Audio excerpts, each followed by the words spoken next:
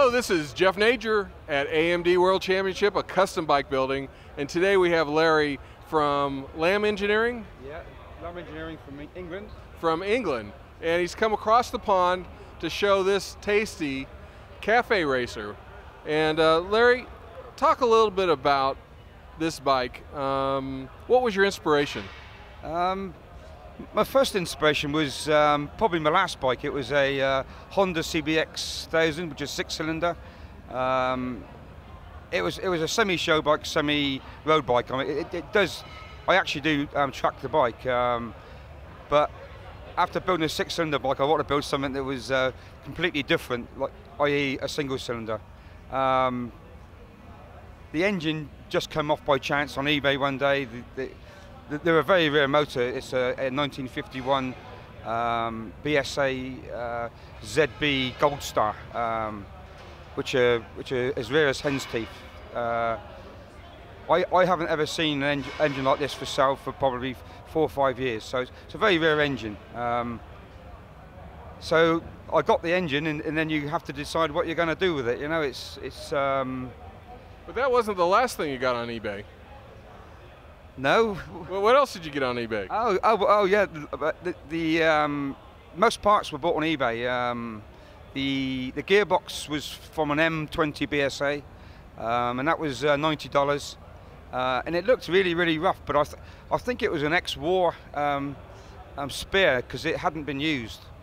There wasn't even a number on it. I'm not even too sure whether I got the facts correct. But I've been told it was a standard part for a war bike, and the wheels were off of eBay also. They were you can tell they're second hand because there's a lot of rust on the spokes if you look closely. But they're made in England. They're made by a company called Talon and XL rims, and they came with tyres, sprockets, everything really, and they were $750 complete. So.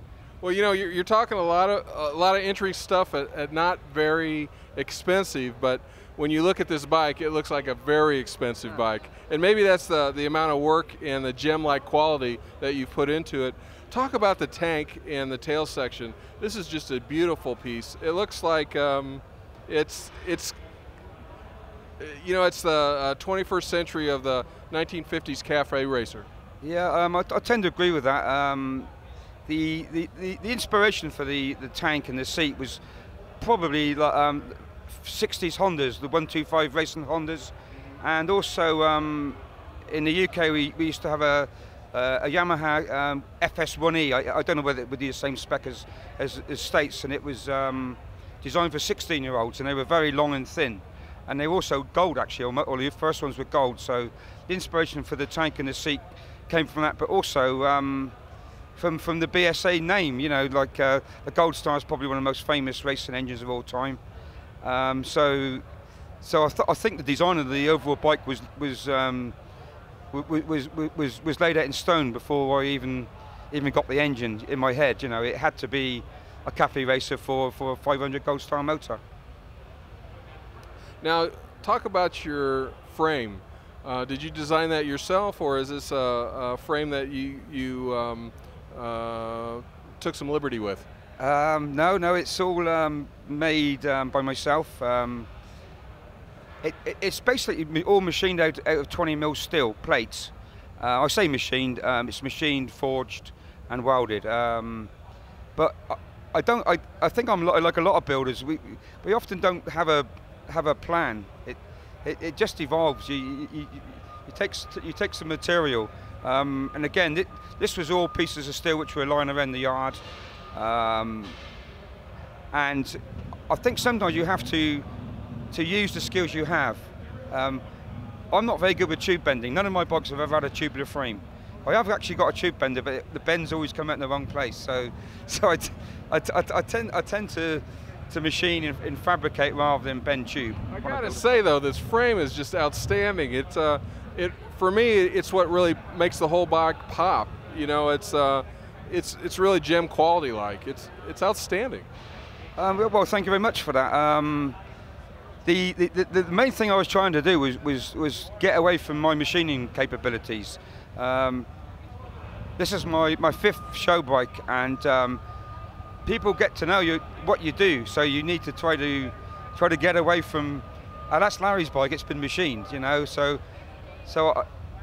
like on the headstock, it's all hand forged, opened up, forged, welded, and I think also you need to, if it's a 50s engine, you need to maybe use 50s technology in a way when you build something, but maybe also to bring in hydraulics, that sort of thing, you know. Otherwise, you would end up with a replica of a 50s bike. Right. So. Well, let's talk about the frame geometry. What are we looking at that? We got 26 degrees a rake. The forks were made by myself with minimal suspension, 3 inches of movement. The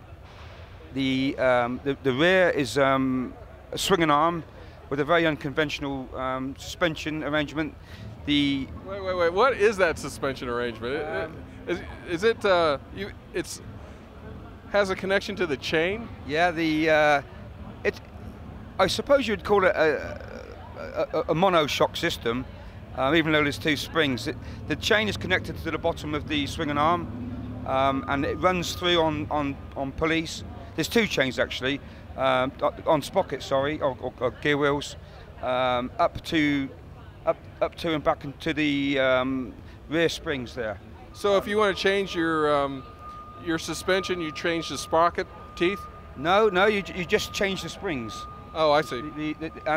There's a rubber shock recoil underneath. So, oh no, you can. It's dead simple. You can change your suspension settings in seconds, really, or just by adjusting the adjusters on the top. Sure. So, it's nothing that you put in production, but you know it works. It's cool. It shows. It is cool. It works. It shows. It does work okay. Yeah. Yeah, it does work good. Talk about your handlebars and your controls. Talk about your handlebars and your control system. Well, the handlebars, basically, they're the same design as the rear swinging arm. I made the swinging arm, and like always, like several bits don't go to plan. So I thought, hey, maybe make a handlebar using this way of manufacture. So basically, they're just 10mm plate, machined, bent, welded, and forged. And again, it's trying to get the minimal, lightweight look of what I was trying to achieve with the overall bike. You know, I didn't want it to look heavy. It needed to look more like a moped and a small racing bike rather than something which was too heavy. You know. Well, it really turned out well, and all the pieces flow together so well. Have you been at other shows with this bike, and how have you done? Yeah. The bike was finished end of January. It won the British Championship. In end of March, the European Championship was in Mainz in Germany. It won the European Championship. It won another AMD round in the UK again, which is very unusual because we never had any AMD shows, then we had 2, which was great. But because I'd already won an AMD show, the Sturgis Prize was given to a good friend of mine, which was great. So I'm real pleased about that. Unfortunately, he couldn't come this year, but he'll be here next year with some nice stuff. So you know. Well, if somebody saw your bike and maybe wants some work done for themselves, for their custom bike, do you have a website where people can go to? Yeah, I've just had a new website put online actually, and it's www.lamb-engineering.com. And you see all my bikes on there, and the things I make, my propellers and all my engineering products.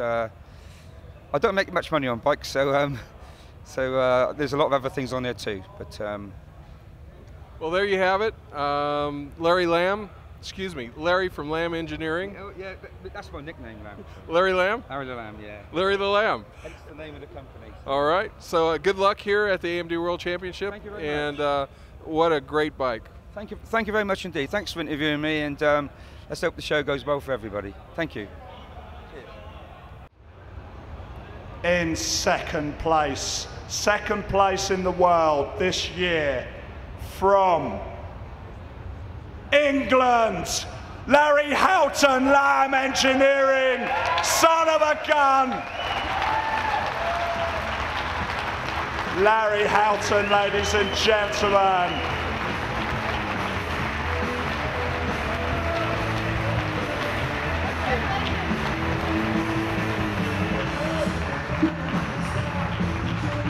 What you won't know looking at this bike